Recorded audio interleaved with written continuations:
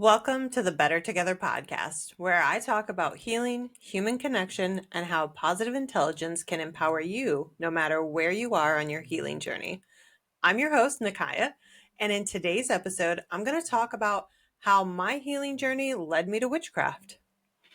I want to start out by reclaiming the term divine timing. Organized religion and scam artists have been known to use the term divine timing to try and get people to blindly follow what they say. And that's basically the opposite of how I see divine timing.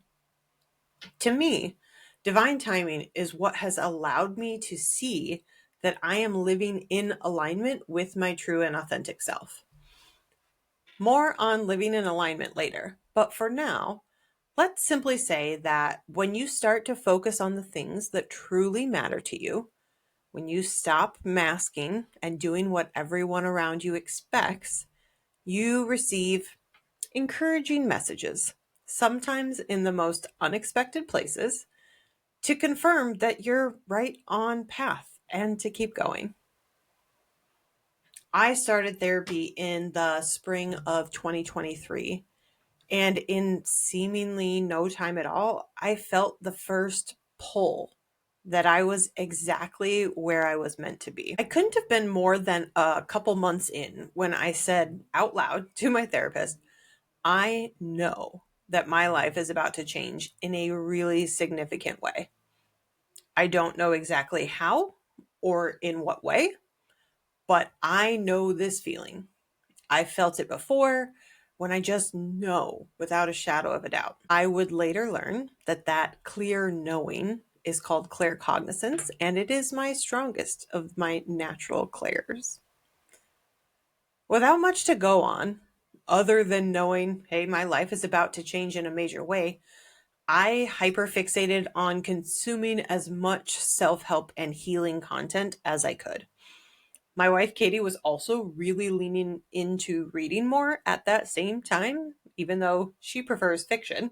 But we spent a lot of time at the bookstores for a while there. And on one of those trips, I randomly picked up a book on crystals. I couldn't tell you why, because honestly, I hadn't ever learned anything about them. But they were in that spirituality section of the bookstore that I happened to be pulled to that day. Ironically, I didn't buy the book. I just picked it up and looked at it for a while, but I didn't buy it. I just noticed my pull towards it and that whole section, took note of it, went on with my day. For Christmas that year, Katie bought me a starter kit of crystals, all because she saw me pick up that book in the bookstore that day. I was excited, but immediately overwhelmed by how much there was to learn about crystals and rocks and minerals and all of that. I, of course, wanted more. So then I started the hunt for metaphysical shops near me. I overpaid for quite a few stones because I was a novice and didn't know any better yet. Everybody does that. Just know that up front. If you're starting your crystal journey, you're going to overpay for some stuff. You'll learn, hopefully. And then the divine timing jumped in again for me.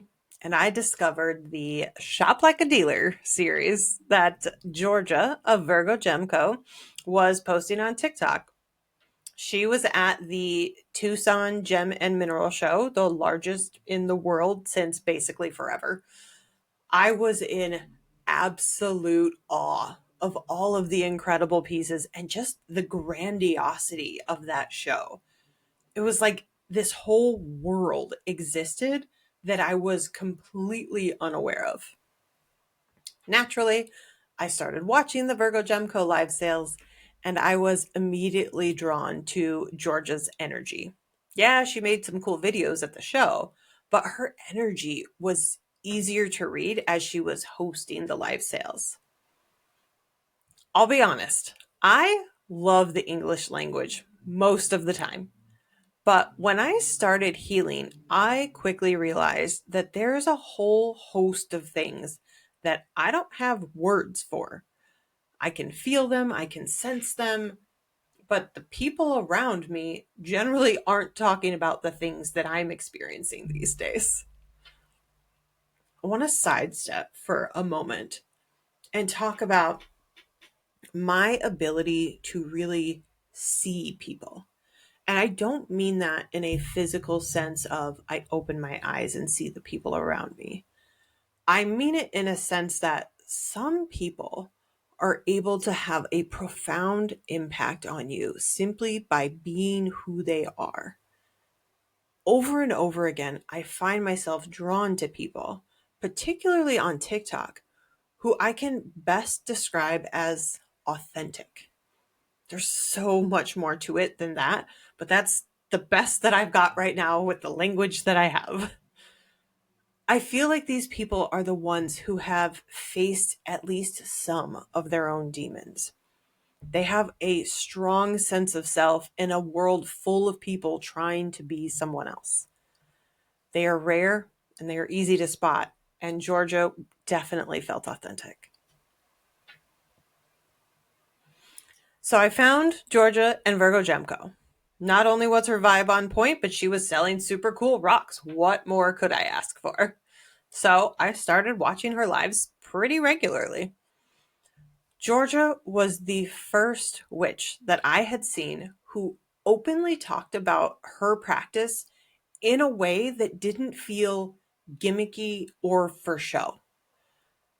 As she did her live sales, she would share the metaphysical properties of the stones along with the chemical composition and a ton of other knowledge that I could only dream of having one day. It was incredible.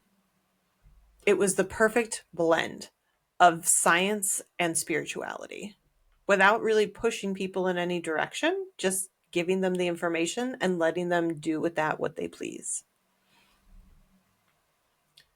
One afternoon, my package of rocks, minerals, crystals, whatever you want to call them, arrived from one of those live sales. I opened the box. I unwrapped a couple like I had done several times before. And then I unwrapped the stone. I picked up this stone and I felt it. And I mean, I felt it in a way that I had never felt anything before. I remembered picking it up and just saying, whoa. Like it was in my hand and I was just frozen in time. I looked straight up at Katie, the only little bit of fear in me as my palms started to tingle a little bit. And all I could say is, I can feel this stone. Here, you hold it. Tell me what you feel. She was kind and she took the stone, but kept staring at me, looked down at her hand and looked back at me and said, I don't feel anything. I had no words to try and explain to her what was happening other than I feel it. Like I really feel it. It's a tingle and maybe a little warm. I'm not going to lie. I did have a moment of wonder if I was losing my mind, but I did eventually just go with it. I have since learned that that fun skill that I have is called clairtangency. I do also want to take a moment to give Katie a huge shout out because in that moment, I think a lot of other people would have just looked at me like I was crazy and called me as much. But she didn't. She definitely got wide eyed, but she didn't reject my reality for a single moment. She absolutely believed that I felt something that she couldn't, and she has never doubted me on any of this. And my response in that moment was, well, that's interesting. And I accepted that that is my new reality. I can feel the energy of stones now. Cool. Again, divine timing. I don't think that it is any coincidence that that happened while I was learning the positive intelligence framework. And a key pillar of positive intelligence is understanding that when you are faced with any sort of negative emotion, you have two choices: to accept it or convert to a gift or opportunity. It doesn't have to be a big negative emotion. It could be as slight as a little bit of anxiety or fear, like I felt when realizing that I could feel that stone and my wife couldn't. Life really does get so much easier when you know that you truly just have two choices. You start with the premise that, hey, I don't want to stay in this negative emotion for longer than I need to. I can accept whatever the situation is that is causing the negative emotions, or I can convert it into a gift or opportunity. If that little jerk in your head is screaming right now that says, that's not possible, some things are just bad, please do me a favor and tell them to go sit in the corner for a minute. That is a very normal reaction, but it is just your judge. I assure you, it is true. You can choose to believe that all negative emotions can be accepted or converted into a gift or opportunity. You just have to get curious about how.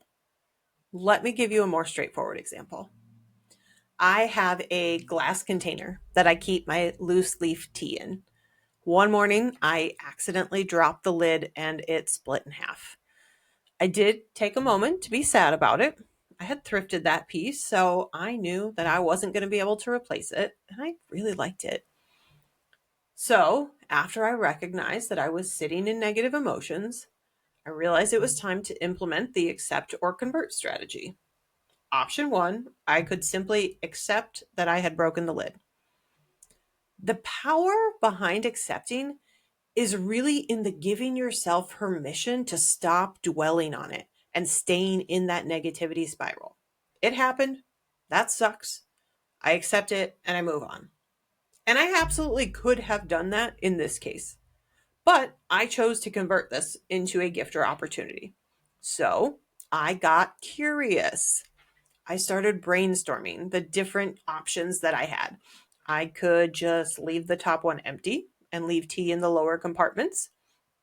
I could see if I could craft something into a lid that would give it even more character. But then I started looking at the two very cleanly broken pieces of the lid, and it made me think about the Chinese art that I have seen that they used gold to put broken pottery back together. I've always loved the sentiment of finding beauty in the brokenness and even valuing it above perfect pieces. I was even brought back to a moment in time at a museum in San Diego where I stood in awe of such pieces. While I am not a goldsmith and I wouldn't even know where to begin to try and solder gold and glass together, can you even do that? My guess is not. I don't know. But I knew that I could still celebrate the brokenness in all of its glory. So I went with what I had, which was hot glue. Katie wanted to help, so she's the one who actually did glue it back together for me.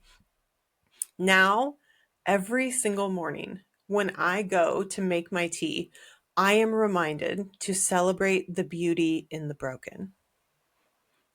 I have looked at myself as a broken human for much of my life. But before you go thinking that that is self-deprecating, I promise it's not, at least not anymore. I have reclaimed what it means to be broken. I now see myself as a beautifully broken soul with that proverbial gold flowing through my veins. So let's get back to my very crooked path. The more that I watched the Virgo Gem live sales, the more witch talk content that I got in my feed. And it quickly became my next ADHD hyperfixation. There was some good stuff out there and a lot of noise. We'll say that. Something that has become a really important part of my healing journey is in developing the skill to notice and identify themes that are coming up in my life. They don't have to be the exact same thing, but it is the overall theme keep showing up, right? Like, is this popping up in a lot of places because the universe is trying to get my attention to pay attention to this thing? At that point in my story, I was being pulled to better develop my skills of discernment. It was a big part of positive intelligence, being able to stop the emotional roller coaster that life had been up until that point, and being able to use a calm, clear head to discern what action I needed to take next, if any at all. On the spiritual side of things, I was learning to discern what information was for me and what wasn't. There was a lot of content out there that wasn't for me, and that's okay. It actually built my trust in my own intuition to be able to confidently say, nope, that isn't for me. The best advice that I received during that time was that there are no rules. And anyone trying to tell you that there are rules likely still has a good amount of healing work that they need to be doing. So I just started to lean into anything and everything that pulled me to it organically. The single thing that called me back time and time again was nature. A very deep and penetrating pull to just pay attention to the world around me. Again, divine timing was on my side because I was diligently working on building my lifelong habit of PQ reps, the single most important part of positive intelligence framework and my Better Together group coaching program. You should check it out. I was consistently interrupting my day every 2 hours for only 2 minutes at a time, not a big deal, to do PQ reps, to break the hyper focus of work or whatever else that I was doing so that I could pull myself back to being present. PQ reps have you take a deep breath, clear your mind as best you can, no need for perfection on that part, and focus on your physical senses to pull you back to the present. It might be just rubbing your hands together and noticing the texture and the temperature of it. It might be closing your eyes and noticing your chest rise and fall with each breath. You might have a candle or incense burning, so it could be just an intense focus on the smell. There are so many ways to reconnect with your body to bring you back to the present. Well, one of my favorite things soon became doing longer PQ gym sessions over my lunch break, anywhere from 10 to 30 minutes, depending how I was feeling that day. I would sit in the grass, close my eyes, and just run my hands over the blades of grass around me. Some days it was soft and cozy. Other days it was dry and a little crunchy, but I was present in it. Sometimes I would just stare into my pine trees, noticing every needle on a branch or every pine cone and how the tiny seeds dance in the wind as a gust blows by. One of my favorite ones, though, was when there would be low but relatively fast moving clouds in the sky, especially the ones that slowly dissipate into thin air. I have never felt more connected to the entirety of the universe than when I am laying in my yard, staring up at the clouds and watching them shift and change before ultimately melting away. It feels like a poetic love story about attachment, to accept the impermanence of life and to simply appreciate the present while it lasts.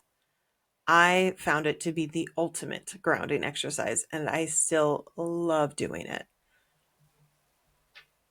My spirituality is my connection with nature and the universe. I have been told a million times in my life that everything is connected, that we are all one. But hearing the words and feeling them in your soul are two entirely different things. And I feel it now. And it fills me with love and joy and connection. I have learned a lot about the craft, my crooked path, and energy. I embrace it all as I continue to learn. But I don't call myself a witch, and I don't think I ever will. It just doesn't resonate with me. And maybe that's because of the bastardization of it that I have seen on Witch Talk and other places, or maybe it just doesn't fit me in particular. For now, I prefer the term alchemist. My ability to see, appreciate, respect, and transmute energy is what feels most true to me. It's what makes me feel most grounded and connected with nature and the universe. Before we wrap up this episode, I do want to go back to a concept that I just touched on at the beginning, and that's living in alignment with your true and authentic self. This idea can feel out of reach or elusive to a lot of people because they hear about it before they've even started any of their healing work. Living in alignment feels very similar to establishing psychological safety as a leader. Stick with me if you aren't familiar. So, the Harvard Business Review has published a number of articles noting the importance of establishing psychological safety in the workplace, that it's essentially the secret sauce of a successful work group. As a leader who could not be more proud of having created and maintained psychological safety with my team, I can tell you that it isn't something that you set out to do. It is a byproduct of doing all the other things right. It's a culmination of setting the team up for success by giving them the resources that they need to get the job done, by supporting them in the exact way that they need based on their development level. It's about truly caring about the humans that work for you and not just seeing them as cogs in a machine. Why that one is so hard for some leaders blows my mind. It's not only telling them that it's okay to fail, but showing them that by admitting when you yourself have made a mistake. You build it by admitting your own shortcomings and giving credit where credit is due always. It's about recognizing that accountability is about setting clear expectations and holding people to that. I can tell you from personal experience that there is nothing that will disenfranchise a hard worker more than to see someone not pulling their weight and not be held accountable for that. Being a great leader is about recognizing that you work for the people that report to you, not the other way around. And if you've learned all of those things, and you might have a little luck on your side, you will have established psychological safety. You might even have a little cry session when one of your new associates of less than 2 months tells you about how safe and supported they feel, not only by you, their leader, but by the whole team because of the culture that you have built. I still get choked up just thinking about that because what an incredible gift it is to know that that is the impact that I have been able to have on people. And there is nothing in this life that I value more. My life's purpose is to help people. Anyway, living in alignment with your true authentic self happens in much the same way. You don't set out saying, I need to figure out how to live in alignment. You start with one small thing at a time. You start by asking yourself honestly, what do I need or want in this moment? Rinse and repeat a bunch. Then, once you gain your confidence in those needs and wants, you start to prioritize them and you stop letting other people's wants get in the way of your needs. Ladies, I am looking at you. You have been conditioned to put everyone else's needs above your own. However, you have romanticized that idea to yourself thus far. You've got to find a way to see the manipulation in it. You have to see that it has been taught to you as a means of control, and it is time for you to reclaim your power. You gain confidence in who you are. You start exploring things that you used to avoid because you were worried what other people would think. You start declining invites to hang out with toxic people because you can finally see the toxicity. Each time that you choose yourself, your own needs, your own wants, your own joy, you get that much closer to living in alignment with your true and authentic self. And nothing feels better than that. Don't get me wrong, you can still get knocked off course. We are still imperfect humans, and life can life pretty hard sometimes. But once you've felt alignment, it becomes much easier to return to. And grounding becomes that much more important. I'll end with this. A lot of people like to ask the philosophical question of, if you could have just one wish, what would it be? I can tell you without a shadow of a doubt that my wish would be for all humans to live in alignment with their true and authentic self. Because in choosing that one thing, it would force everyone, but especially the really hurt humans, to heal. Hurt people hurt people. And if we all had the capacity to heal and love one another, we would all be better for it. That brings us to the end of this Better Together episode.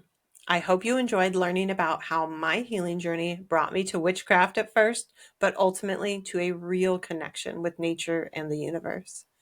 Be sure to tune in every other week for new episodes. If you like this episode, be sure to like, follow, and share. And if you're interested in coaching services, check out beliefandbalancecoaching.com. Until next time, keep loving yourself and leading with empathy.